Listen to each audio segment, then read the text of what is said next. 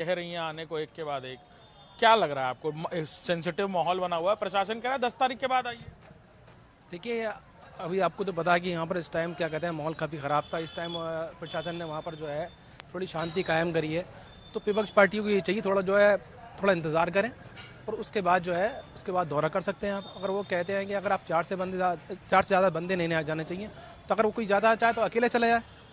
पूरे आपने लाभ लश्कर के साथ क्यों जा रहा है अपना लाभ क्या आपको लश्कर? लगता है मकसद क्या है उनका आने का? पहले समाजवादी पार्टी को रोका गया, वो देख रहे हैं प्रशासन रोक रहा है, फिर वो कांग्रेस भी जाना चाह रही थी, फिर आज राहुल जी भी निकल आए। देखिए, आपने देखा कि एक टाइम से जो मुसलमानों की लाशों पर राजनीति होती आई है, वही राजनीति अब यहाँ चल रही है। हर पार्टी अपनी जो है अपनी राजनीति चमकाना चाहती है, मुसलमानों की इस्तीफे करना चाहती है। हालांकि जो ये मुसलमानों के जो के साथ जो अब हुआ बुरा हुआ, कम से कम 5 से जो 6 लोग जो मारे गए, बेगुनाह मारे गए, तो उनका अब कौन उनका सहारा बनेगा? उनके परिवार को कौन सहारा देगा? वो तो चले गए। कह रहे हैं मुआवजा दे रहे हैं वो। और भी राजनीतिक दल हैं जो अभी और भी आना चाहते हैं। राहुल गांधी और अखिलेश यादव तो कह ही रहे हैं। क्या लगता है आप लोगों को, क्यों आ रहे हैं ये लोग? संभल में जब इतना बड़ा हादसा हुआ है, 5 बेगुनाह लोग मारे गए, तो राजनीतिक पार्टी अच्छा आम जन के कौन करेगा काम, ये बताओ। राजनीतिक पार्टी होती है इसलिए कि आम जनता का काम करें। अगर आना चाहते हैं तो इस टाइम तो इतनी मजबूत सरकार है प्रदेश में, आने दिया देने चाहिए क्या। और एक बात तो आपको बता दूं कि संभल का झगड़ा जो है हिंदू मुस्लिम झगड़ा नहीं है। हर आदमी इस तरीके से पेश करता है। संभल में हिंदू मुस्लिम विवाद ही नहीं हुआ। आप बताइए, आपको लगा कहीं संभल में हिंदू मुस्लिम विवाद का जिक्र आया? वहाँ हिंदू मुस्लिम आज भी अमन और शांति के साथ रह रहे हैं। ये तो एक बदनुमा दाग है, ये आपको पता किस वजह से लग गया। आने देना चाहिए। सरकार जब मजबूत है, उसके पास सारा ताम झाम है, आने कि 2 लोगों की परमिशन दे दे, 4 लोगों की परमिशन दे दे, मिलवा दे। दिक्कत क्या है इसमें, बताओ। समाजवादी पार्टी ने आने को कहा, उसके बाद ही कांग्रेस ने आने को कहा, पहले नहीं। ये तो ऊपर की बातें हैं, इससे हमारा क्या मतलब। ये तो राजनीतिक बातें हैं। ये तो आप बेहतर जानते होंगे कि उसने आने को कहा, उसने आने को कहा। आने दे ना, एक एक करके आने दे। कहते मैं पहले क्या क्या कहोगे आप? जिस तरह लोग कह रहे हैं कि राजनीतिक रोटी सेक रहे हैं, मुसलमानों के वोट बैंक की रेस शुरू हो गई। देखिए, पीड़ितों के दर्द को बांटना कोई गुनाह नहीं है। अगर कोई पीड़ित है, उसको दर्द को बांटा जा रहा है तो ये एक अच्छी बात है। उसको सहारा देने का कोई लोग काम कर रहे हैं तो अच्छी बात है। लेकिन ये तो गलत है ना कि कोई आ रहा है उसको रोका जाए। अब व्यवस्था कीजिए, आप इंतजाम कीजिए उनको। जो भी लोग आ रहे हैं, ये थोड़ी ना है कि आप उसको बैरिकेड कर देंगे, बंद कर देंगे, उसको नज़रबंद रखेंगे, उसको आने नहीं दिया जाएगा उसको। तो ये तो हर तरह से गलत किया जा रहा है। अगर कोई अपने दुख में है, वो बांटना चाह रहा है, तो कोई दूसरा व्यक्ति उससे मिलने की कोशिश कर रहा है तो उसको मिलाया जाए, उसकी बात साझा की जाए। तो कहीं ना कहीं इस चीज़ से निस्तारण निकलेगा। ऐसा नहीं कि किसी को बंद कर दिया जाए।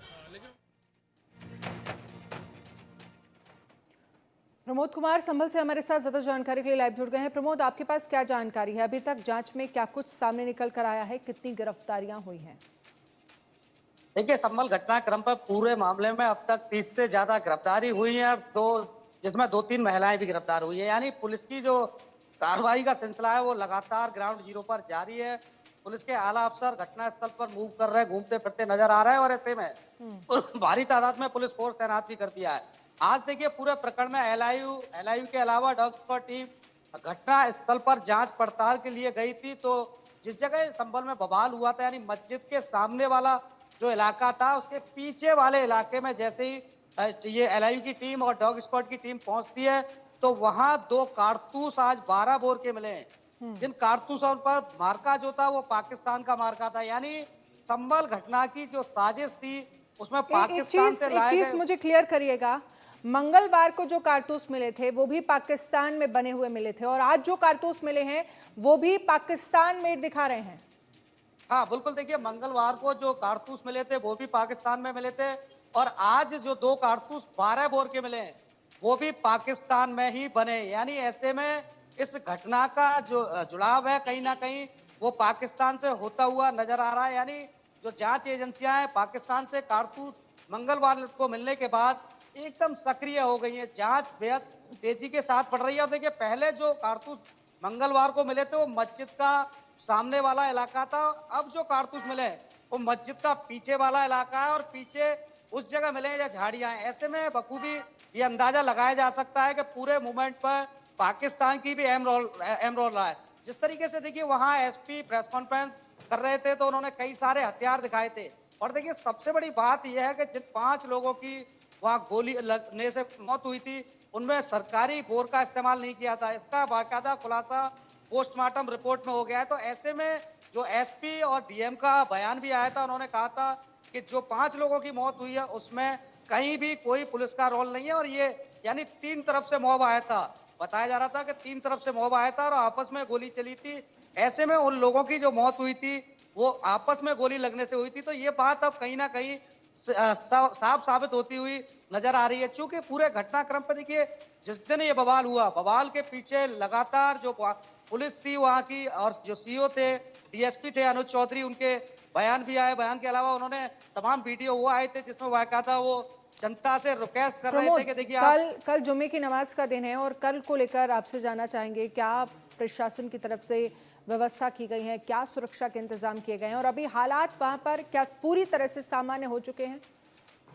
देखिए, संभल की बात मैं करूं तो भारी तादाद में पुलिस, पीएसी, आरएएफ के जवान मस्जिद के अलावा अन्य इलाकों में भी तैनात हैं। बात अगर मैं हालात की करूं तो हालात वहां भले ही पुलिस ने मार्केट खुलवा दी हो, मगर जो चहल पहल रूटीन में पिछले दिनों देखने को मिलती थी, वो भी जो गांव देहात के लोग मार्केट में शॉपिंग करने के लिए लोग आते हैं, वो लोग आते हुए यानी संख्या अभी मार्केट में काफी कम नजर आ रही है। और देखिए, बात में कल जुमा है, जुमे की नमाज की करूं तो जुमे की नमाज को लेकर पुलिस प्रशासन पूरी तरीके से मुस्तैद है। कल संभल की मस्जिद के बाहर भारी तादाद में पुलिस फोर्स तैनात रहेगा। दूसरा, देखिए, खाली संभल ही नहीं, उत्तर प्रदेश के अलग अलग शहरों में बाकायदा गाइडलाइन जारी की गई है कि यानी तमाम जो मौलवी हैं, मौलवियों ने भी लोगों से रिक्वेस्ट किया है कि मस्जिद में लोग नमाज कम से कम अदा करने के लिए आए, अपने घरों पर नमाज अदा करें, यानी अल्लाह की जो इबादत है वो मस्जिद में ना करके अपने घरों पे की जाए। उधर देखिए, पूरे उत्तर प्रदेश में जो तमाम अधिकारी हैं, अधिकारियों के साथ